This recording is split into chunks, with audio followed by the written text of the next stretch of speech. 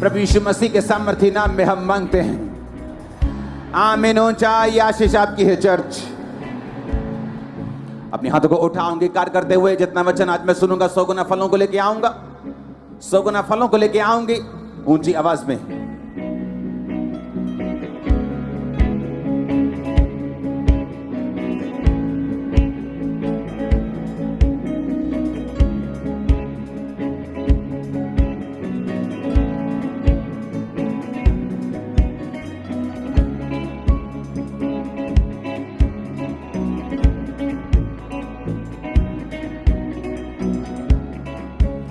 प्रभु यीशु मसीह के सामर्थी नाम में हम मांगते हैं। आज की मीटिंग के लिए खुदावंद का थैंक्स करो, इस प्रेजेंस के लिए ऊंची आवाज में हालेलुया।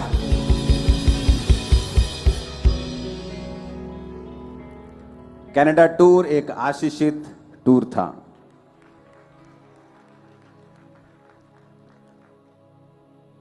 वहां जाने का मकसद सिर्फ मीटिंग्स नहीं थी, वहां जाने का मकसद सरकारों से बात करना भी था।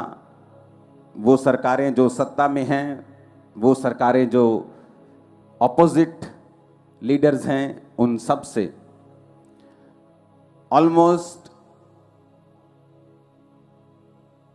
जो देश सेंटर लेवल के मिनिस्टर्स हैं, सेंटर लेवल के सब लोग हैं उनसे, और जो टोरंटो ओंटारियो में स्टेट लेवल के लोग हैं उनके मिनिस्टर्स, उनके सब लोग, एक मैसेज जो देना जरूरी था कि यीशु मसीह क्या चाहते हैं आने वाले समय में, उसकी क्या इच्छा है उसके मसीही लोगों की लाइफ में। तो सिर्फ एक पार्टी को नहीं मिला गया, दोनों पार्टी के टॉप लोग, एक जो सत्ता में है, एक जो सत्ता में आने वाला है या आएगा प्रभु जानता है, उन सब से एक ब्लेस्ड टूर था ये। तारीफ करो खुदावंद।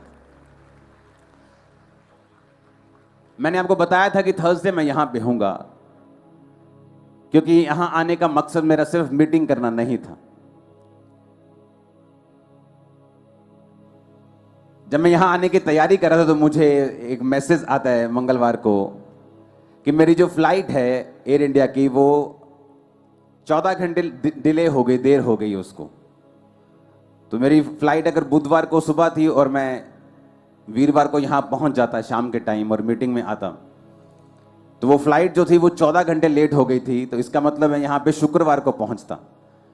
तो मेरे को मालूम था कि शैतान ये ऐसा करने की कोशिश कर रहे हो कि ये जो आज की मीटिंग है ये एक मीटिंग नहीं, ये एक हेवनली विजन आज से स्टार्ट होगा आपकी लाइफ में। तो मैंने अपनी टीम को बताया कि नहीं, मुझे वापस जाना है, चाहे वो फ्लाइट मुझे मिले ना मिले, मुझे नई फ्लाइट लेनी पड़े। तो जब कोशिश की गई तो एक फ़्लाइट मुझे उसी दिन की मिल गई। तो हमने सारे प्रोग्राम, कुछ प्रोग्राम अभी रहते थे, कुछ लोगों से मिलना बाकी था, तो उसको छोड़कर 8 बजे मैंने फ़्लाइट पकड़ी। सुबह मैं यहाँ पे था तड़के, अब मैं आपके बीच में हूँ और मैं विश्वास करता हूँ खुदाबंद अपने कामों को आपके बीच में करेगा। आज की थर्सडे मीटिंग में जो मैं अनाउंसमेंट्स आपके लिए करूँगा, ये आपकी लाइफ को बिल्कुल चेंज और एक नया बदलाव देने वाली होगी। अब आने वाले समय में परमेश्वर क्या करना चाहता है, आने वाले समय में जब परमेश्वर आपको देखता है कि शैतान के जो हथियार हैं वो बढ़ गए हैं। मैंने कुछ प्रोफेटिक वर्ड थे जो मैंने वहां पे नहीं दिए, लेकिन परमेश्वर मुझसे बात कर रहा था कि आने वाले समय में जो इमोरालिटी है, जो व्यभिचार है, जो पाप है, वो इतना बढ़ जाएगा कि फॉरेन कंट्री में परमेश्वर मुझे दिखा रहा था कि जो गुप्त अंग के आकार के जैसी बिल्डिंग्स बनेगी फॉरेन में, जो गुप्त अंगों के जैसे लगा करेगी, और इतने इमोरल लोग होंगे, इतने व्यभिचारी लोग होंगे जो ओपनली अपने व्यभिचार के बारे में घमंड किया करेंगे आने वाले समय में। तो परमेश्वर मुझे दिखा रहा है कि हमें किस तरह से सरकारों से बात करनी है, किस तरह से लोगों से बात करनी है। और आने वाले समय में जो शैतान अपनी ग्राउंड को तैयार कर रहा है, क्योंकि उसका जो खाना है शैतान का, वो पाप है। अगर शैतान को खाना देना बंद कर दिया जाए, वो आपकी लाइफ से चला जाता है। बहुत से लोग डिलीवर हो जाते हैं, खेल आनी बंद हो जाती, बहुत सारी चीजें उनकी लाइफ में, पाप खत्म होने के, बीमारियां खत्म हो जाती हैं, फाइनेंशियल स्ट्रगल खत्म हो जाता है। और शैतान इस पाप को ग्राउंड बनाता है आपकी लाइफ में काम करने के लिए। उसके पास कोई लीगल ग्राउंड नहीं है, वो आपकी लाइफ में काम नहीं कर सकता। जब से जीसस क्राइस्ट ने बोला है इट इज फिनिश्ड, कि सब कुछ पूरा हुआ, तुम्हारी छुटकारे का काम, तुम्हारी चंगाई के लिए 39 कोड़े खाने का काम, तुम्हारे पापों की माफी के लिए लहू बहाने का, सब कुछ पूरा हो चुका है। लेकिन शैतान अब भी लोगों की लाइफ में इसलिए काम कर रहा है क्योंकि शैतान के पास लीगल ग्राउंड होना चाहिए आपकी लाइफ में काम करने का। जिस तरह प्रभु यीशु मसीह ने कहा, जब उस व्यक्ति ने कहा कि मेरे अंदर तो सेना है, तो यीशु मसीह ने कहा निकल जा और था गड़े में जा। उसने कहा नहीं ऐसा कर, मुझे सामने सूरों का झुंड चढ़ रहा है, मुझे वहां भेज दे। यीशु मसीह ने उसे इसलिए सूरों के झुंड में नहीं भेजा क्योंकि वो ज्यादा थी और यीशु मसीह से उसने कॉम्प्रोमाइज यीशु मसीह ने कर लिया, ठीक है तेरी पावर ज्यादा है, चल तू जहां जाना चाहता है चला जा, लेकिन इससे निकल जा। जीसस क्राइस्ट ने उसे सूरों के झुंड में इसलिए भेजा क्योंकि सूरों का झुंड, सूअर चराना पाप था। सूअर एक अपवित्र जानवर था बाइबल के मुताबिक, और जहां पर शैतान काम कर रहा है और वचन टूट रहा है, वहां पे शैतान लीगल ग्राउंड से जा सकता है और यीशु मसीह उसे जाने से रोकेंगे नहीं। इसलिए शैतान अपनी लीगल ग्राउंड को तैयार करता है आपकी लाइफ में काम करने के लिए, क्योंकि उसके बिना वो आपकी लाइफ में ना तो अटैक कर सकता है आपके फाइनेंस पर, आपकी बॉडी के ऊपर, आपके बच्चों के ऊपर, आपके दिमाग के ऊपर, आपके घर के ऊपर, आपकी सेहत के ऊपर, ना तो वो कोई काम कर सकता है। इसलिए वो लीगल ग्राउंड्स को तैयार करता है ताकि आपकी लाइफ में वो ऐसे काम को कर सके जो वो करना चाहता है। और परमेश्वर अपने वचन पे चलने वालों को, जो हमारी लीगल ग्राउंड है कि हम परमेश्वर के वचन पे चलते हैं, ये हमारा लीगल ग्राउंड है और इसलिए शैतान हमारी लाइफ में काम नहीं करता। इसलिए परमेश्वर ने कहा जो आत्मा के चलाए चलते हैं वही परमेश्वर के पुत्र हैं, वही परमेश्वर के कामों को देखेंगे।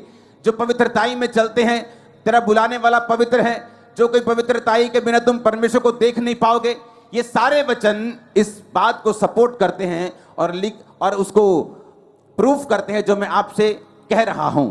अब शैतान ये चाहता है कि वर्ल्ड वाइड वो इमोरल लोगों को खड़ा करे, ऐसे लीडर्स को खड़ा करे, ऐसे लोगों को खड़ा करे जो ऐसी ऐसी बिल्डिंग्स, ऐसी ऐसी चीजें जो आपने अभी सोची भी नहीं आने वाले समय में होंगी, उसको प्रमोट करे।